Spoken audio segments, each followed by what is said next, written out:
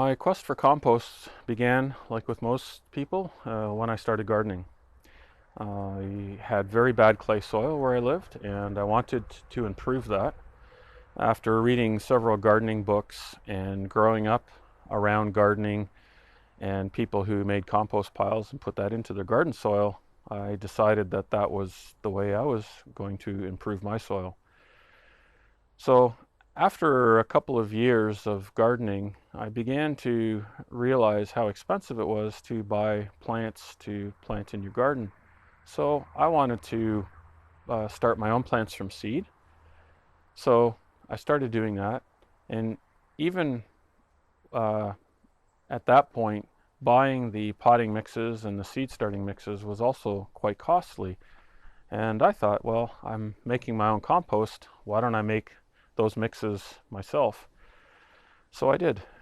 Um, that same year, I made some hanging flower baskets with trailing petunias that I had started myself. And they were doing very well. The leaves were very dark green. They were producing a lot of flowers. I really felt like I was successful and that I was successful at composting until mid-June. And something happened. The leaves started turning yellow. The plant stopped growing and producing flowers. So I went back to my gardening books and also got some advice at local gardening centers. Yet nothing I did brought those flowers back. Around the same time, my work started bringing me to commercial greenhouse growing operations and commercial composting operations or businesses. So I started talking to people and asking questions related to my experience with my trailing petunias. So I started getting a lot of information from these people. They were very generous, and it allowed me to do a few simple tests and experiments. And the results of all that pointed to there being something wrong with my compost. So I thought I would go back to gardening books and do some more research, because while the time I spent speaking with the people at those commercial composting facilities, I saw what real compost should look like. I felt it, I touched it.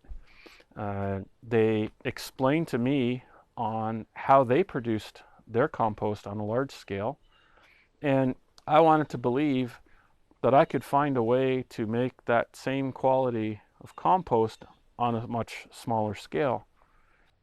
So I did more research and I did a lot of experimentation. I acquired or built pretty much every type of composter that you can either purchase or that people have made themselves and are promoting, that, saying that these things produce compost. In principle, there are not that many different types of composters. They may look different and have different features, but the basic fundamentals of how they work are very similar. So I've built 8 different composters and made several series of modifications to most of them and ran trials through all of these, and still no compost.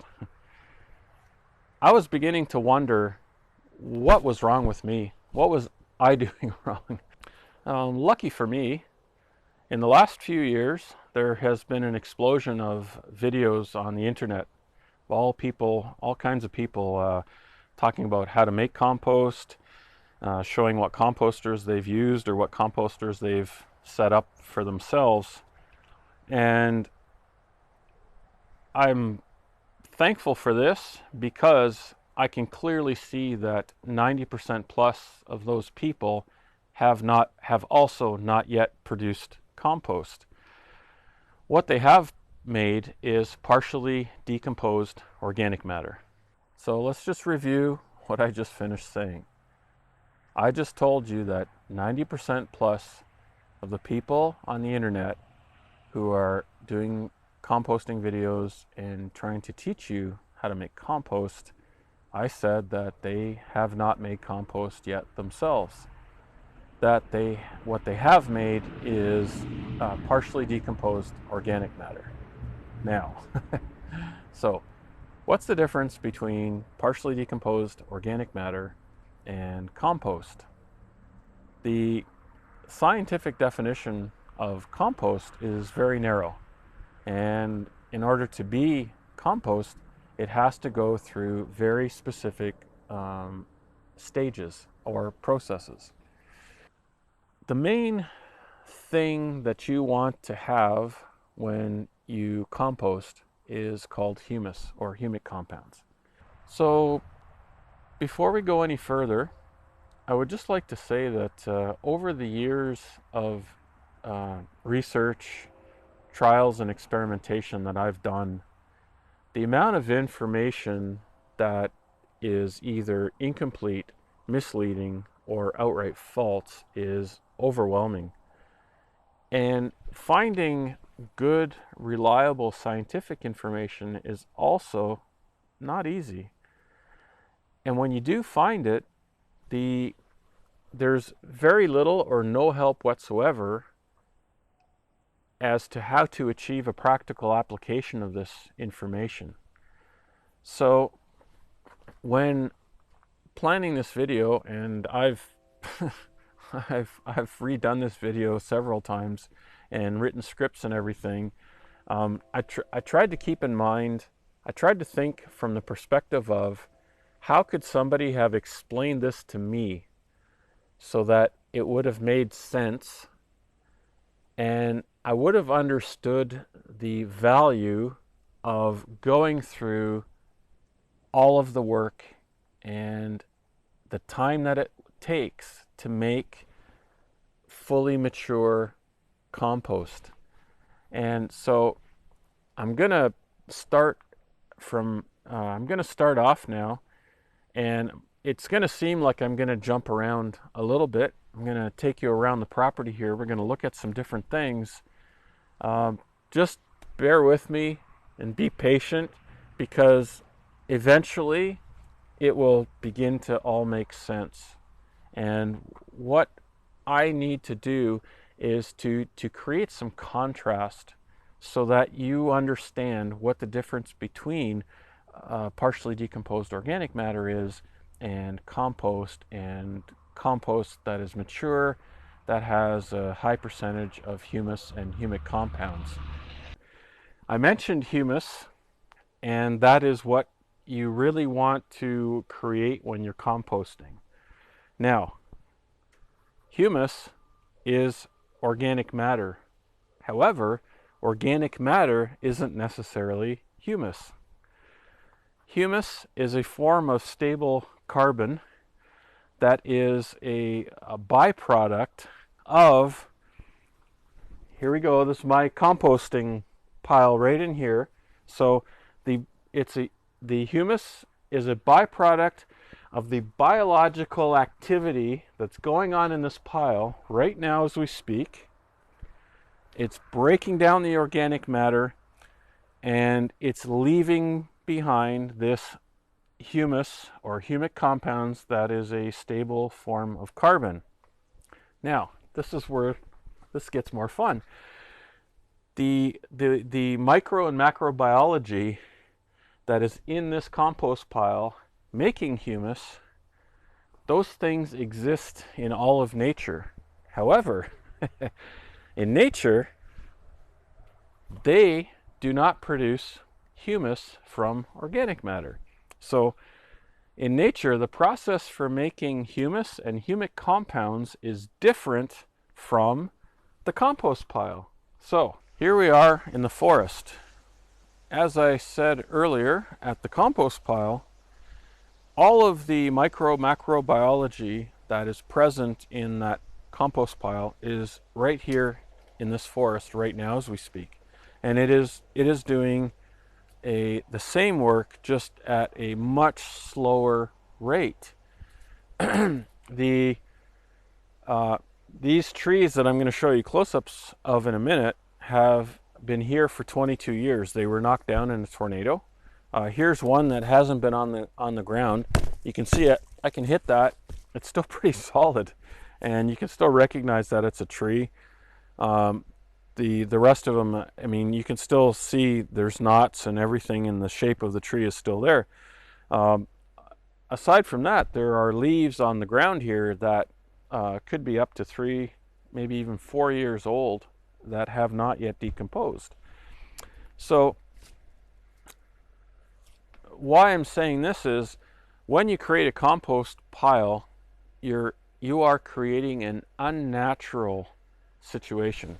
All right, and that is why the microbes that are existing here right now are doing the work in that compost pile much faster and much more efficiently, because you've created an environment where they can maximize their production, maximize their proliferation, etc., etc. Okay, so the next few things that I would like to show you is just to create some contrast between organic matter, partially decomposed organic matter, and compost, which by definition from here on in is going to be fully matured compost with a very high humus or humic compound content. So here on the ground in front of me, I gathered a few things just for demonstrating. I have leaves, kitchen compost or kitchen waste, wood chips, and grass clippings. Now, the nutrients that are in all of these things currently are fixed, so they're stuck in that organic material. This is not decomposed in any manner. So you could put some of these directly on your garden, and when they begin to decompose, they will release their nutrients that are in them, and those nutrients will then become available to whatever is in the garden to take up those nutrients: plants, micro, macro biology, and so forth. So let's go look at something else. So here I have a row of regenerative plants that I've planted. I harvested a crop from this row earlier this year, and then I've planted these. And the root mass and the plant, after they die because of frost, they will also begin to decompose and then re-release the fixed nutrients that they have taken up and put into the roots and the plant, the above ground plant matter. Oh, here we are back at the compost bin.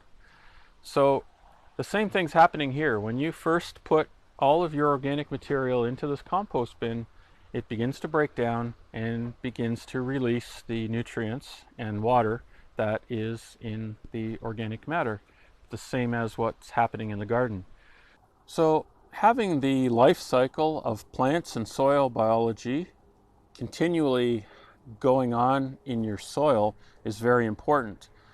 During the life, plants and soil biology take up nutrients, they fix nutrients, and when they die, they release those nutrients to be recycled, so to speak. The main difference between humus and organic matter is this: if you have high organic matter content in your soil, it hangs on to these nutrients if nothing else is there to take them up, but it hangs on to them mechanically. Whereas humus is a stable form of carbon that carries with it a negative electrical charge. And when you work it into your soil, it will attract chemically and hang on to those same types of nutrients, humidity, many, many times its own weight. And because of the chemical attraction between the positively charged elements and the negatively charged humus, the nutrients that it's hanging on to are much less vulnerable to being leached away or oxidized. The other really important thing is that the organic matter will continually decompose until it has been completely decomposed. Humus does not decompose. It is, I've seen in the scientific information that I've researched, humus can keep its form anywhere from 100 years to 1,000 years. I suppose it does greatly depend on what is going on, where it is in the soil and what other things are going on around it. But it's something that it's an investment, and it's something that once you get it worked into your soil and you get a certain percentage of humus and humic compounds into your soil, it will be there and it will continue to work for you for a very long time. So you've been working hard. You've made a compost pile. You've put organic material into it. It's decomposing. It's releasing those nutrients. And you put it into your garden before it is fully matured. So at that point, because of the low humic or humus content, the nutrients that you've worked so hard to collect here in your compost are very vulnerable to leaching and oxidization. And the potential for losing a high percentage of those nutrients is a real thing, because whatever's going on in your garden at the time of putting this immature compost in isn't able to take up all those nutrients. On the other side, if you take the time and wait and let your composting process make fully mature compost, that has a very high humus or humic content. So all of those concentrated nutrients that you have captured through the composting process have a much higher chance of staying in your soil when you put the compost there, so that those nutrients won't just be available for the current growing season, but in multiple seasons to come. And as I said before, once you have put your mature compost into the ground, the humus or humic content of the compost that is now in your soil, as the nutrients get taken away and used, and your organic matter produces new nutrients and releases them, that humus will grab onto those things and hang on to them into your soil until they are needed. So I'm going to show you how you can create fully mature compost with a high humus content on a small scale. Before I begin, I want to say I have so much information to share with you that in this video I'm going to deal with the setting up of the composter and how and why it works. And in the next video, I will talk about how to manage the actual composting process and your compost pile. So, having said that, I would like to make a little disclaimer right now. I'm going to show you the 5 technical features or design features that must be replicated very precisely. If you do not, then what will happen is if your compost pile isn't doing what it's supposed to be doing, or doing what I told you it should be doing, and you ask me for help, if you've done something differently from what I have shown you here today, I won't be able to help you. In fact, no one will. So it's really important to respect these design features that I've put into, which I will explain in as much detail as I can. The other thing is, this is not a prototype. This is a design that came from my years of experimentation, research, and trials that I ran through the different composters. And again, this is not an experiment. This composter is working, and it's working very well. When coming up with the final design for the composter, the one thing that I took into consideration a great deal was economics. I wanted to make sure that this was available to as many people as possible. The only specialized equipment that you're really going to need is a compost thermometer, and the other thing that you will have to purchase is the styrofoam, or the panels that I will explain to you after. I don't want you to get overwhelmed with this structure that I have built.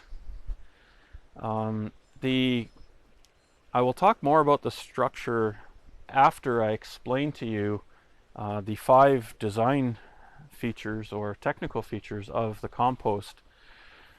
The actual composter is everything you see here in white, or what is the styrofoam. And the containment structure that you will build or choose to build, as long as it respects the 5 technical features, you're open to making your containment structure in any way that you want, with any materials that will suffice to hold the compost bin together.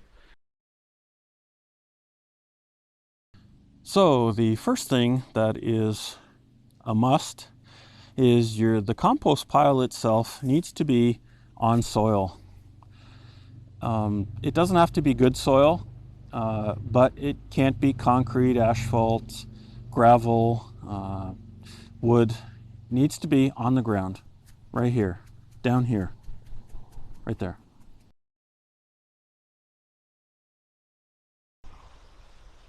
Now, the second very important thing is the size of the compost pile itself.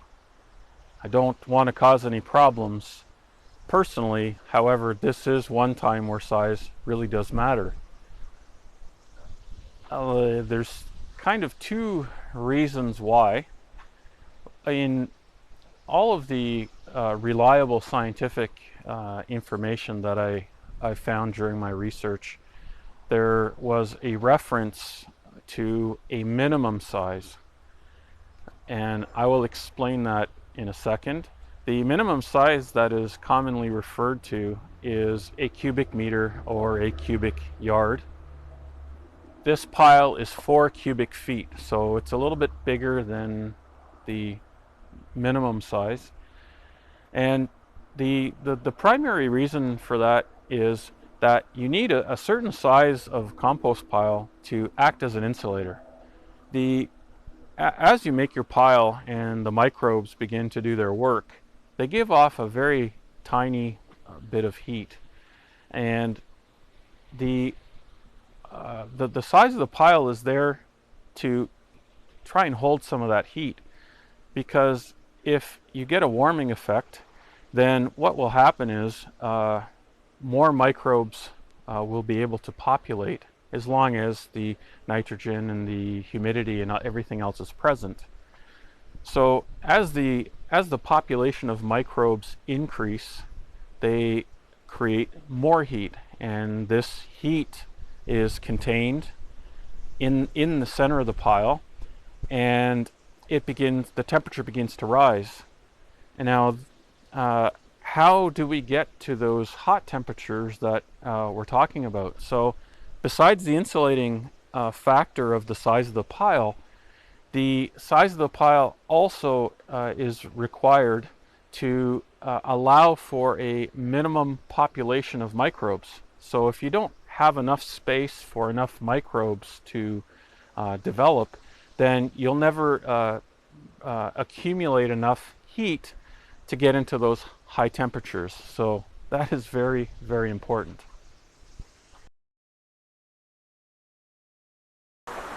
So the third thing that's really important is you need to keep the rain off of your compost pile. So besides the styrofoam panels that are on the top of the compost pile, you need to have something that is separate from that and its sole purpose is to keep the water from getting into your compost pile. So the fourth design feature that is very important, and it's kind of in two parts. It's the styrofoam panels that I'm using here, and the styrofoam that I have chosen has an R5 insulation value. It is 1 inch thick. It is high density styrofoam. It is the kind of styrofoam that is used in construction exterior insulation for foundations and basement walls. So it is durable. It's fairly strong and durable. It's designed to deal with the soil and all the microbial life that's in that soil that is going to be against the styrofoam. So the just to stay on the subject of insulation, from an engineering standpoint, it didn't make any sense to have styrofoam that was thicker with a higher R value. The reason for that is if I wanted to increase the insulation value around this compost pile enough to make a difference, you would have to have some fairly thick styrofoam, and the difference that would make would also be somewhat minimal, because this is not sealed. It does have air going through it. So if you really needed to extend your composting season, if you lived in a cold climate as I do, the only logical step next from 1 inch R5 value styrofoam would be to put a greenhouse over top of your composting bins. This decision or this choice that I made for designing this largely came from the work that Elliot Coleman did with his unheated greenhouses and the double insulation effect that he talked about. Now, besides insulating, the styrofoam is also impermeable. So that's the second half of the fourth important thing to have in your design feature. Now, the reason I'm giving you the details of insulation and impermeable is I'm pretty sure that styrofoam is not available all around the world, or at least in this form. So if you live in a place where this styrofoam is not available, as long as I'm explaining to you what the function of these panels is and how they're supposed to work, then you'll be able to source out some other material that is going to give you the same results. So back to the second part of it is it's impermeable, so humidity cannot pass through it.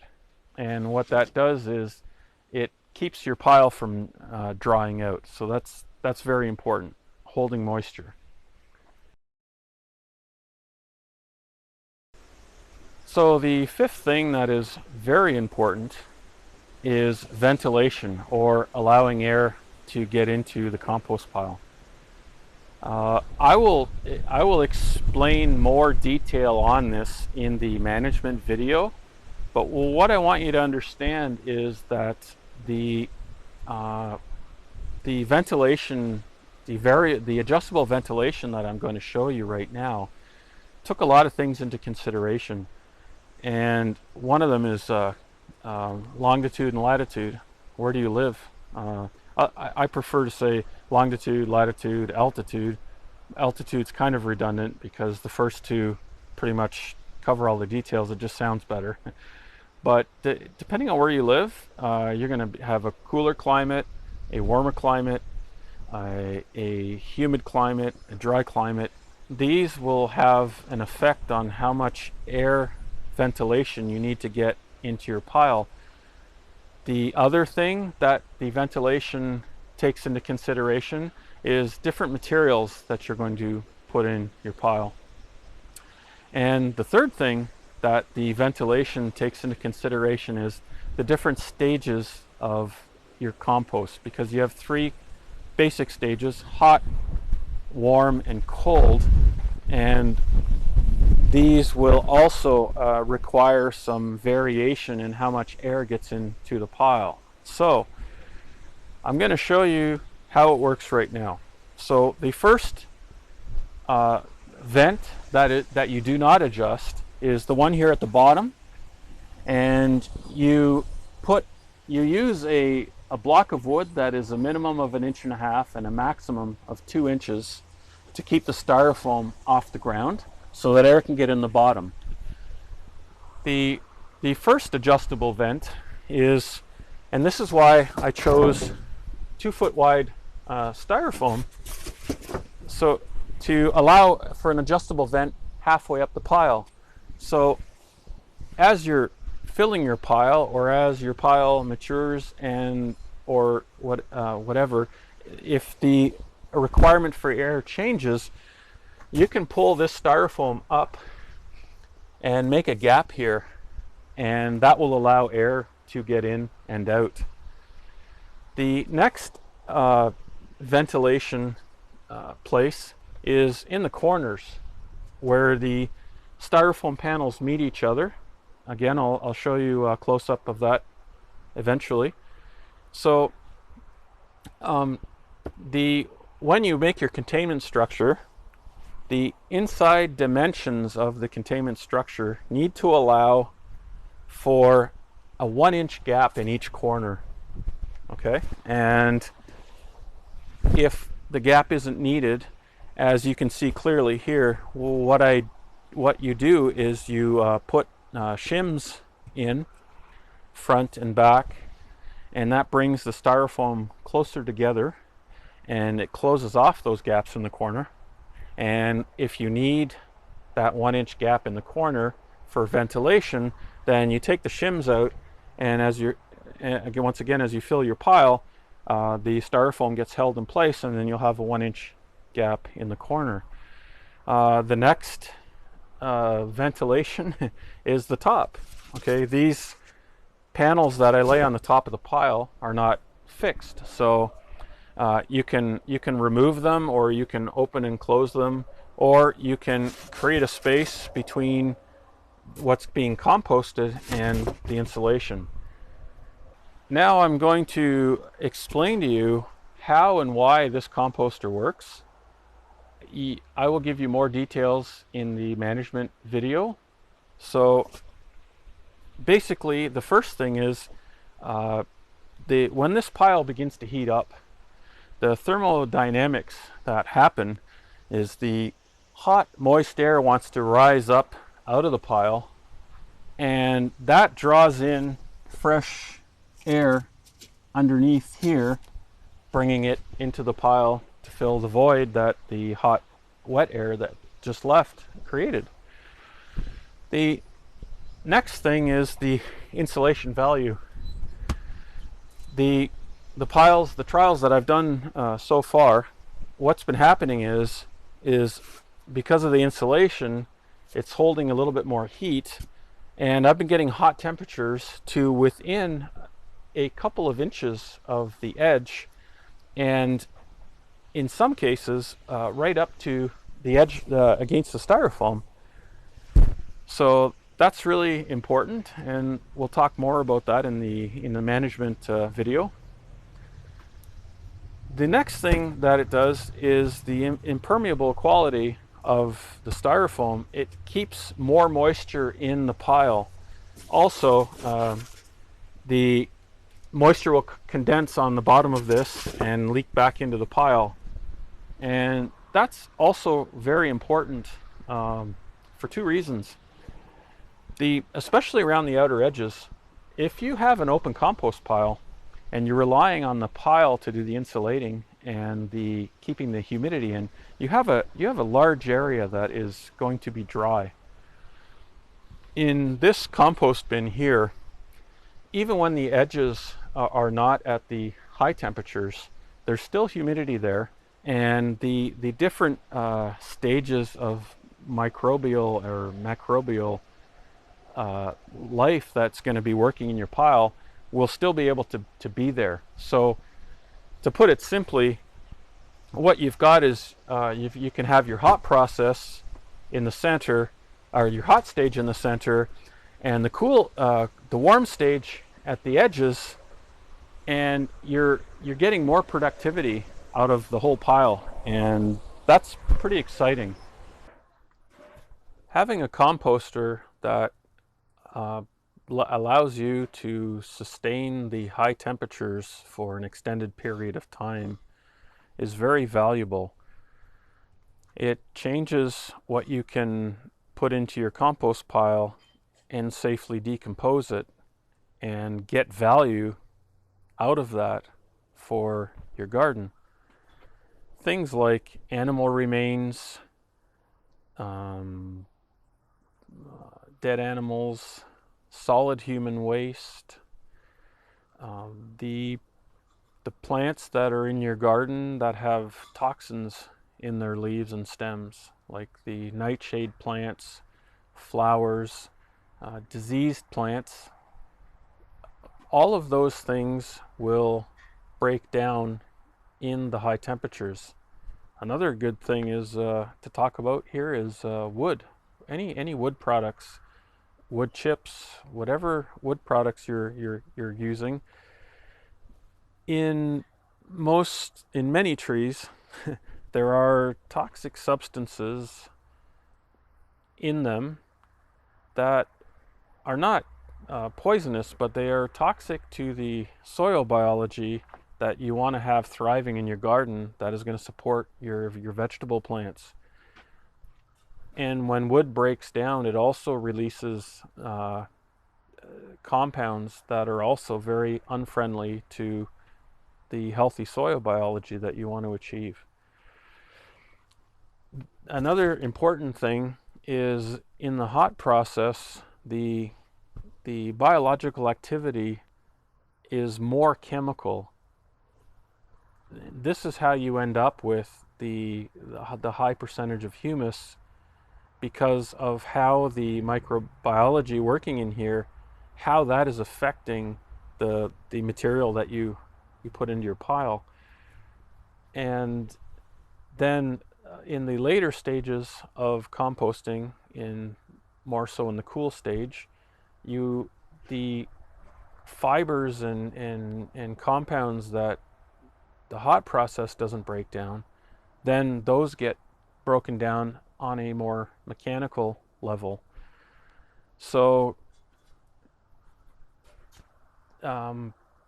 besides that, so we're back to talking about a high percentage of humus. We could talk on this for hours, but just to point out some other benefits of getting a lot of humus into your soil, it's not just about retaining moisture and nutrients. What it also will do is create a very friendly environment for the soil biology that you want to have in your garden, that is friendly and also supporting your vegetable plants. In a sense, it doesn't eliminate the unwanted biology that's in the soil. It just allows the ones that you want to outcompete the ones that you really don't want in there, and that's really important also. I know that around the world right now there's a movement of people who are living in the industrial wastelands of our world that we live in, and they are trying to get food production out of places where the soils are highly contaminated or have very toxic substances and have a very low healthy soil biology. And when you put your properly finished compost in, the environment that you're creating, aside from the fact that the compost is inoculated with a broad spectrum of microbiology, But when you work that into soil that's toxic, it doesn't directly help detoxify the soil, but it works in conjunction with creating a healthy environment for the microbiology or soil biology to thrive. And these things will fix and clean up a lot of the mess that we've made in these places, and will allow people to grow food and make themselves healthier, because they're not going to be eating food that is contaminated and leaching all of these poisons and toxins out of the ground. So that's really important. So I'd quickly just want to talk a little bit more about your containment structure. I've chosen to construct mine the way I did. This design was inspired a little bit by Charles Dowding, because he had some consecutive bins with a roof on top to keep the water out, and also a little bit to Connor Creekmore, because on the back of this I have made tool storage, and the roof overhangs, and I can put wheelbarrows and things like that.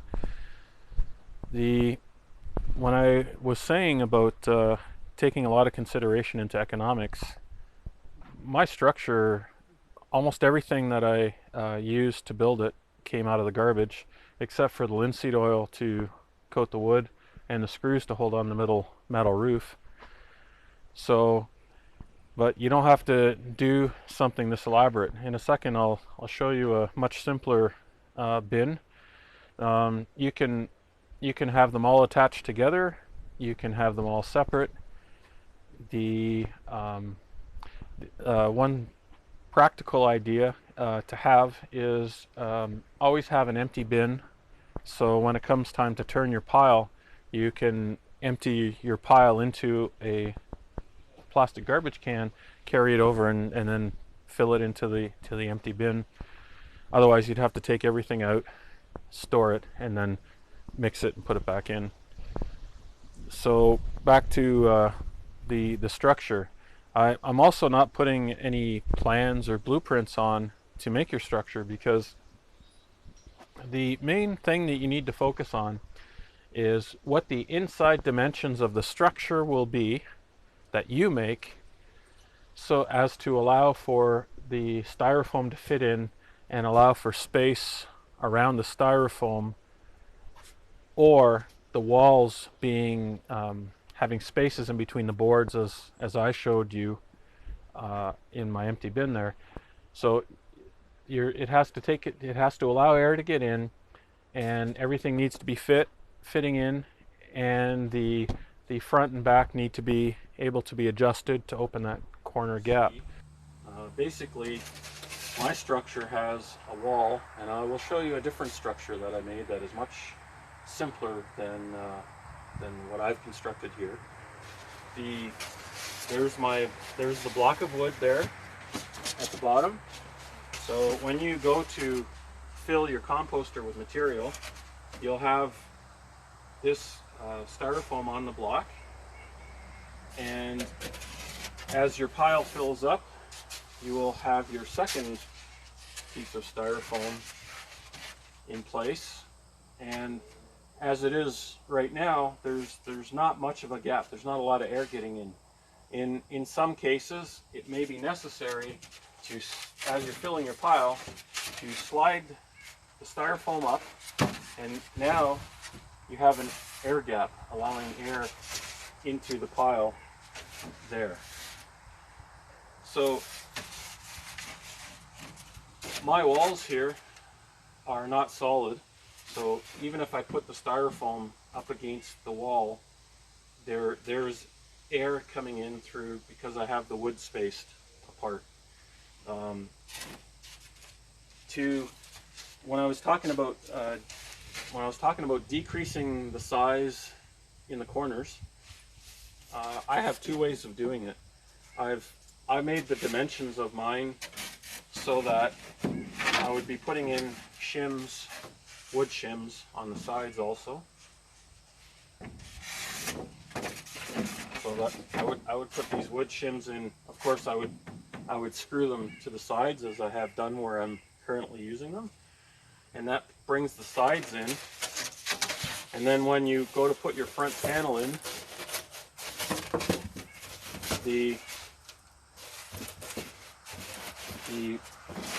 and you push it all the way to the back, you basically put shims in the front here to close the gap, whatever thickness is needed. What else should I say about this? The other thing, the inside dimensions of my container, or my containment structure, is so wide, it was to allow you to be able to bring your plywood in, your styrofoam in, past these posts that I made. If you don't have posts, then you don't need to worry about it. But the thing is as you're emptying your pile, you need to be able to remove these so that you can dig into your pile and then turn it into another bin. So you have to make sure that there's enough space inside your containment structure that you will be able to get that last piece of styrofoam in or out, depending on what part of the process you're at. So you need to sit down and make your plans. It's easy to calculate the